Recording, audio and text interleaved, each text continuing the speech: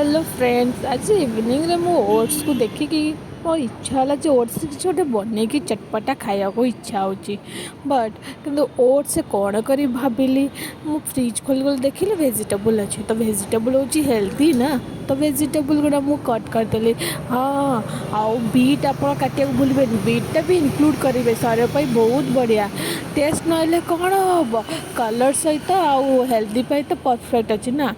ତାପରେ ତାକୁ ମୁଁ ଭେଜିଟେବୁଲ୍ କଟଲେଟ୍ ଭଳିଆ ତା'ର ସେପ୍ ଦେବା ପାଇଁ ମୁଁ ଚାହିଁଲି, ବଟ୍ ତେଲରେ ଯେତେବେଳେ ମୁଁ ପକାଇଲି ଲାଷ୍ଟକୁ କ'ଣ ହେଲା ନା ସେଇଟା ଫିଟିଗଲା ସବୁ, ଆଉ ଫିଟିକି ପୁରା ଭର୍ତ୍ତା ଟାଇପ୍ର ହେଇଗଲା।